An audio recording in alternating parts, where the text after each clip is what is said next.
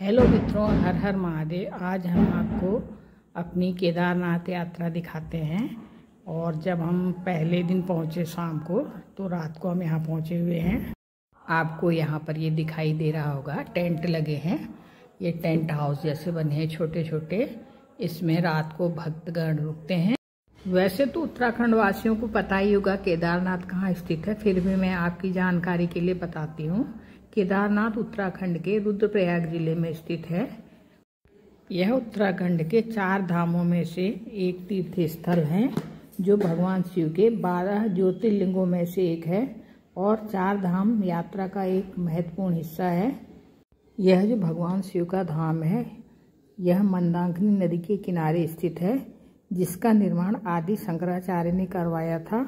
और यह अपनी प्रतिकूल जलवायु के कारण केवल अप्रैल से नवंबर के बीच ही खुलता है। मित्रों, आप लोग देख सकते हैं यहाँ का मौसम हमेशा ठंडा ही रहता है और रोज़ यहाँ बर्फ़ पड़ती है।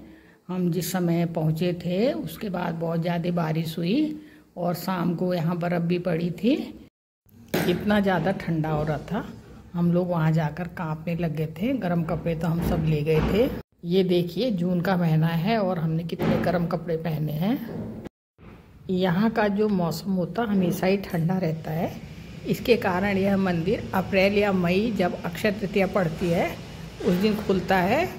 और नवंबर में जो कार्तिक पूर्णिमा पड़ती है, उस दिन इसके द्वार बंद हो जाते हैं। ऐसा कहा जाता है कि महाभारत युद्ध के बाद पांडवों को पाप से मुक्ति के लिए भगवान शिवजी से क्षमा याचना करनी थी। शिवजी बैल का रूप लेकर छिप गए, लेकिन भीम ने उन्हें पहचान लिया और शिवजी ने उन्हें दर्शन देकर क्षमा किया। इसके बाद यह ज्योतिर्लिंग यहाँ स्थापित हुआ। जब आपको कभी केदारनाथ आने का मौका मिलेगा, तो आप देखेंगे कि 2013 की विनाशकारी बाढ़ और भूस्खलन से यह क्षेत्र बुरी तरह प्रभावित हुआ था, लेकिन मंदिर का मुख्य हिस्सा सुरक्षित रहा, जिससे इसकी पवित्रता और रहस्य और भी ज़्यादा बढ़ गया है। केदारनाथ में भगवान शिव वृषभ बैल की पीठ की आकृति पिंड के रूप में पूजे जाते हैं, जबकि मध्येश्वर में भगवान की नाभि, तुंगनाथ में भुजा, रुद्रनाथ में मुख और कल्पेश्वर में जटा दर्शन होते हैं। आप लोग देख सकते हैं, यह मंदिर कत्यूरी शैली से निर्मित है और पत्थरों से बना हुआ है। हम लोगों ने महादेव के प्रातःकालीन दर्शन किए। देखिए, सुबह का दृश्य कितना सुंदर है। दर्शन करने के बाद हम लोग नीचे को आ रहे हैं। ये सीढ़ियाँ उतर रहे हैं। यहाँ पर ये सीढ़ियाँ हैं, जो इसमें भी पत्थर लगे हैं। यहाँ पर जो पैदल रास्ता है, वो भी नीचे पत्थरों से बना हुआ है। और ये 2013 में जो आपदा आई थी, उससे कहीं पर रास्ते बिल्कुल उबड़ खाबड़ भी हैं। अभी वहाँ पर नहीं बन पाए हैं रास्ते।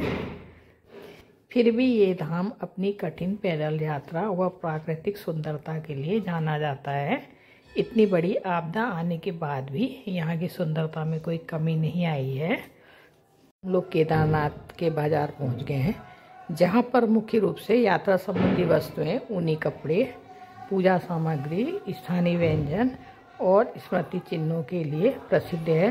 लोगों ने शिव स्वरूप के साक्षात दर्शन किए। दर्शन करने के पश्चात जब हम लोग वापस आ रहे थे, तो यहाँ की बाजार से हमने कई चीज़ें खरीदी, जो हमारे यहाँ प्रसाद के रूप में दी जाती हैं जब हम घर वापस लौटेंगे। और हमसे मिलने के लिए जो भी आएगा, उसे हम प्रसाद के साथ एक यहाँ से लाई हुई याद, स्मृति चिन्ह भेंट स्वरूप देते हैं, जो कि एक हमारी आस्था का प्रतीक है।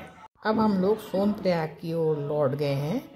यह केदार घाटी का एक मुख्य बेस कैंप है, जहाँ होटल, खाने की व्यवस्था, क्लॉक रूम और दुकानें हैं, जो यात्रा शुरू करने से पहले या बाद में खरीदारी करने के लिए सुविधाजनक है। यहाँ यात्रा के दौरान कई जगह निःशुल्क भोजन व्यवस्था, भंडारे की व्यवस्था होती है, जहाँ आप खा सकते हैं और अपने बर्तन खुद धो सकते हैं।